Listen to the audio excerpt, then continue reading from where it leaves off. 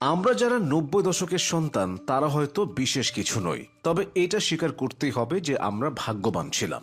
আমরা যেমন চিঠি লিখেছি তেমনি ভিডিও কলেও কথা বলছে।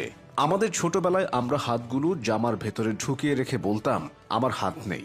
আমাদের সময়ে একটা কলম পাওয়া যেত যার ৪ রকমের কালি ছিল, আর এই কলমটা যার কাছে থাকতো তার ভাবসাবি থাকতো অন্যরকম। আমাদের শৈশবে ১ হাত সমান কলম পাওয়া গেলেও আমরা কলম কেটে ছোট ছোট কলমও আবিষ্কার করতাম। কাউকে চমকে দিতে আমরা দরজার পেছনে লুকিয়ে থাকতাম। ধান কাটা হয়ে গেলে খড় দিয়ে ছোট ছোট ঘর তৈরি করতাম। খেলার জন্য আমরা দোকান বানাতাম। ধুলাকে চাল আর কচুর ডগা কেটে মাছ মাংস বানিয়ে সেখানে বিক্রি করতাম। টাকা হিসেবে থাকতো জাম পাতা ও গাব পাতা। আমরা রাতে হাঁটার সময় ভাবতাম আমি যেখানে যাচ্ছি চাঁদটাও আমার সাথে সেখানেই যাচ্ছে। স্কুলে যাবার সময় আমরা দল বেঁধে হই হুল্লোড় করতে করতে যেতাম, তবে বেশিরভাগের পায়ে জুতা থাকতো না। ক্লাসে কলম কলম খেলা, খাতায় ক্রিকেট খেলা ও চোর ডাকাত খেলা ছিল নিয়মিত ঘটনা। সুযোগ পেলেই আমরা স্কুল ফাঁকি দিয়ে ঘুরতে যেতাম, আড্ডা দিতাম। আমাদের সময়ে ১ টাকায় ৪টা চকলেট পাওয়া যেত। ১ টাকার রঙিন বা নারকেল আইসক্রিম কিংবা হাওয়াই মিঠাই খেতে না পারলে দিনটাই খারাপ যেত। আকাশ দিয়ে প্লেন বা হেলিকপ্টার গেলে আমরা সবাই দৌড়ে খোলা জায়গায় জড়ো হয়ে আকাশের দিকে তাকিয়ে থাকতাম। স্কুল ছুটি হলে দৌড়ে বাসায় আসতাম মিনা কার্টুন সিসিমপুর দেখব বলে। শুক্রবার দুপুর ৩টা থেকে অপেক্ষা করতাম কখন বিটিভিতে সিনেমা শুরু হবে। সন্ধ্যার পর আলিফ Laila, Sinbad, Robin Hood, MacGyver, wrestling দেখার জন্য পুরো সপ্তাহ অপেক্ষা করতাম।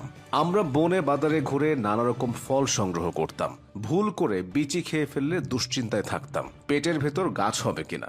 মাথায় মাথায় ধাক্কা লাগলে শিং গজানোর ভয়ে আবার নিজের ইচ্ছায় ধাক্কা দিতাম।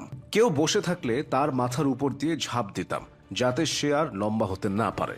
বিকালে কুতকুত, কানামাছি, গোল্লাছুট, বৌছি, হাডুডু, কাবাডি এক্কাদুক্কা না খেললে মনে হতো বিকালটাই মাটি হয়ে গেছে।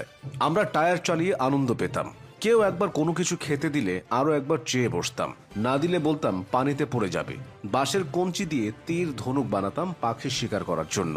বৈশাখী ঝড়ে বাগানে আম কুড়াতে যেতাম, আর বিজলি চমকালেই দৌড়ে বাসায় চলে আসতাম। দল বেঁধে পুকুরে খালে ঝাঁপ দিতাম। কেউ ডাল, কেউ চাল, কেউ ডিম, কেউ পেঁয়াজ, কেউ রসুন এনে একসাথে চড়ুই ভাতি করতাম। আমরা ভোরবেলায় দল বেঁধে শাপলা তুলতাম। চোখ ডলতে ডলতে মক্তবে যেতাম। নারিকেলের ডগা কেটে ব্যাট বানাতাম এবং সেই ব্যাট দিয়ে ক্রিকেট খেলতাম। জাম্বুরা পেরে সেই জাম্বুরা দিয়ে ফুটবল খেলতাম।